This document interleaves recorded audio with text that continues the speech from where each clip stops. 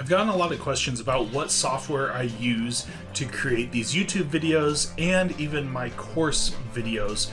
And I want to take a moment and share that with you and show you exactly how I create my videos and what some of the cool things you could do with them are, including highlighting and magnifying your cursor.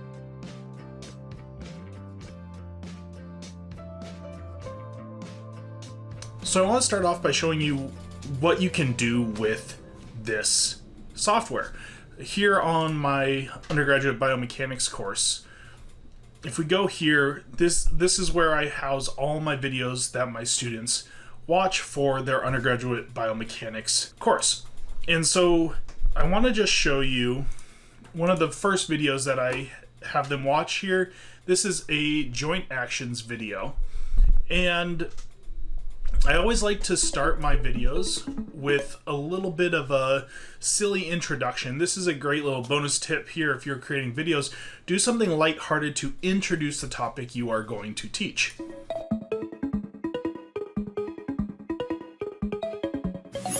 Did you know that the human body is capable of amazing feats, like this one?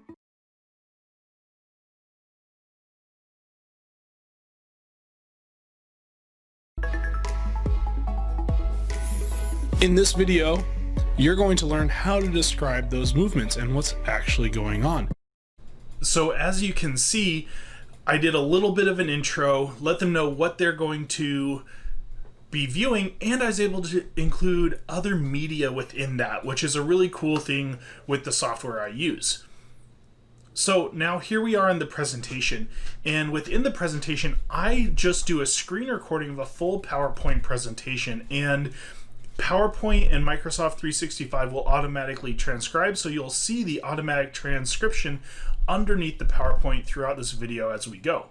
Discuss joint actions and planes of motion. So let's go ahead and start with the anatomical planes of motion. And as you can see on the screen here, we have three primary planes of motion. That is the frontal plane, often called the coronal plane.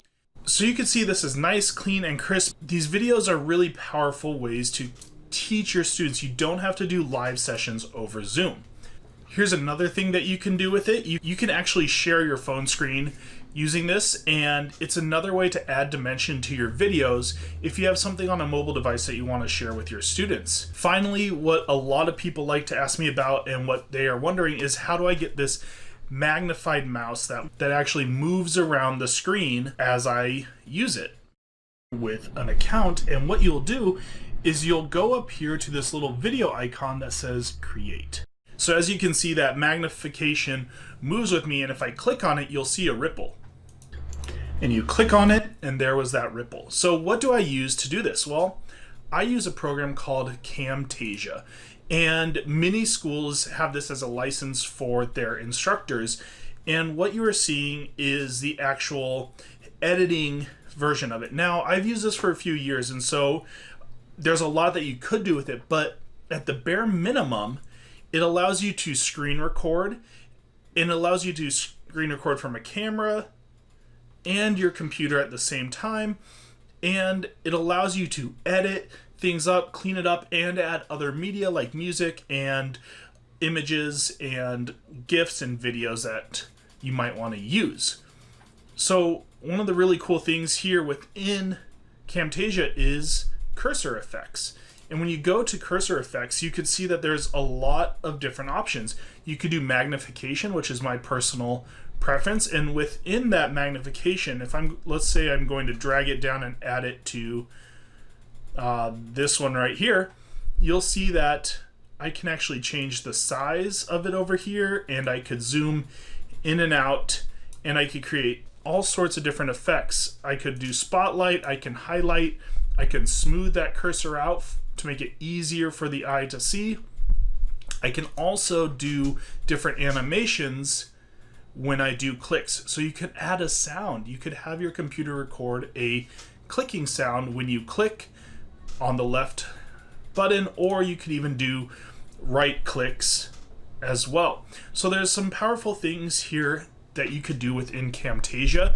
Now, one of the tools that I like to use with Camtasia that you probably are all familiar with is zoom. In fact, that is exactly how I have my camera on, or my phone on the screen right here. What you are seeing is actually a shared zoom presentation of that phone. So when you go to zoom, under screen share, you can choose to share the screen of a mobile device. And if you do that, you can then record it with a software like Camtasia. So Camtasia is what I like to use. Let me know what you use in the comments below.